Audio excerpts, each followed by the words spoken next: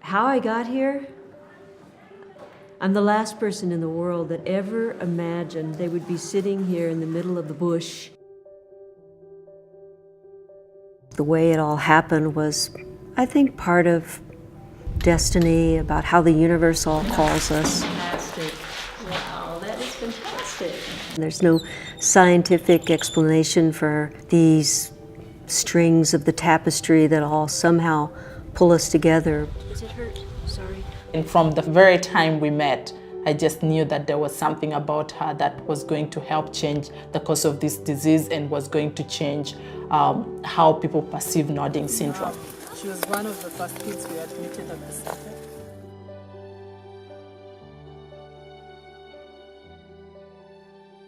I'm Suzanne Gasta. I'm a neurologist, and I'm also the founder of Hope for Humans, an organization that works in northern Uganda helping children recover from a mysterious disease called nodding syndrome.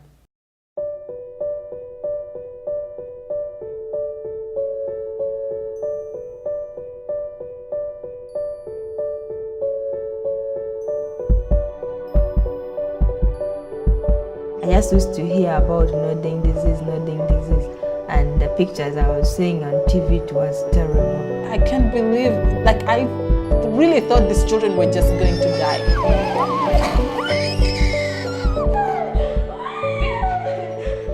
Because it is a new condition, WHO says there are only 3 sites in the whole world where we have this specific condition: Southern Tanzania, Northern Uganda, and in South Sudan.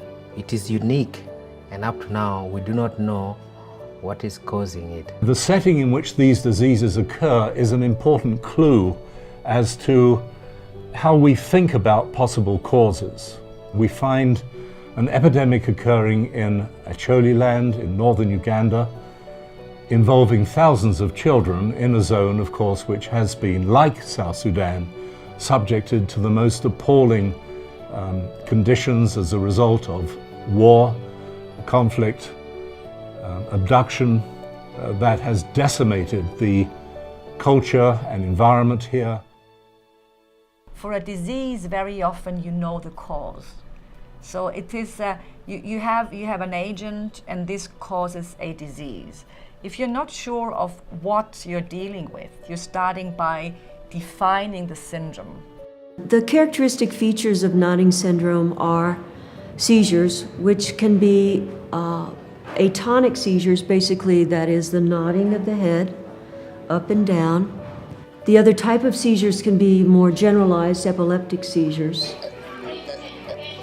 And the severe cases have the nodding, seizures, cognitive impairment, and they have growth retardation such that a child 15 or 16 years old will look like they're 5 or 6 years old. They don't develop secondary sexual characteristics. They're stuck in time, so to speak.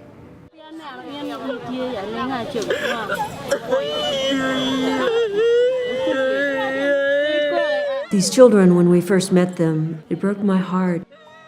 You can imagine as a mother how you feel when your child falls off their bicycle and scrapes their knee, and you want to hold them in your arms and while they cry, and you take away the pain.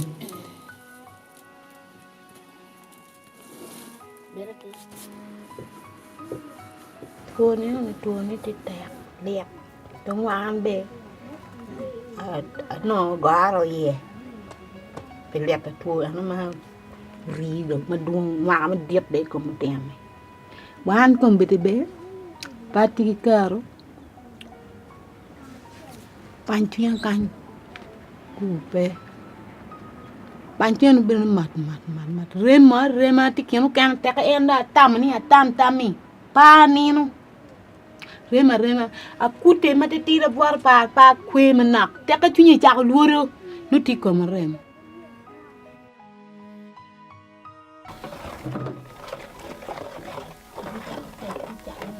No matter where you are, no matter what race you are, no matter what culture you are, No matter where in the world you live, there's no boundary that separates a mother's love. We want, for our children, we want them to have a better life. We want them to have the basic things: health, nutrition, access to education.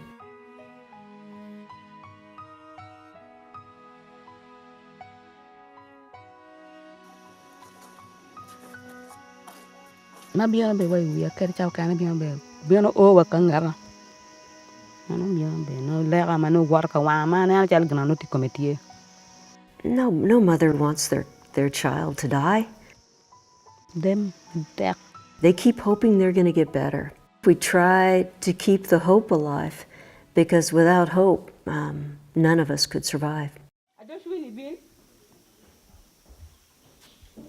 If you're at the center, the first treatment is the love that we do give to these children. We take them to be like our children. We started with one small building and 40 children. We registered the 40 children out of over 300 kids. The first few weeks we admitted the children, it was crazy because all the 40 children were getting, each of them over 5 seizures a day. Some children were even getting 20 seizures a day. And you would see this one falling and there's blood, and the other one is being carried, and there's a child nodding and they're eating food and everybody is nodding. It was emotionally draining and overwhelming. I would sit and say, I don't know if we're going, I don't know what we are up to. I don't know what we're going to do. I don't know how this is going to change. We really thought the children were near death. It was kind of like a hospice, as we know in America. But when I came back 6 or 8 months later, they hadn't died. Balaam, all the kids that we admitted, and I kept wondering if they were going to survive the next week, were starting to change. And all of them were eating on their own, starting to walk, starting to run, starting to play. And I called Dr. Suzanne Gazda and I told her, we need a special needs curriculum because something else is going on here. We called it a progressive epilepsy disorder previously. So we need to put the progressive between brackets, because knowing that with very good care, as provided by Hope for Humans, it is not invariable fatal as we thought in the beginning.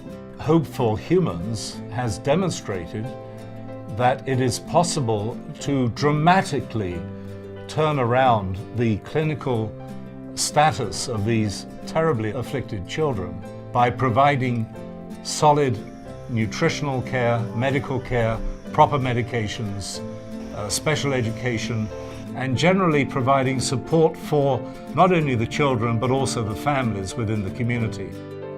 First we wondered, well, what did we do different? They were thriving. They were laughing, they were playing, they were running, they were playing football, they were singing, they were dancing.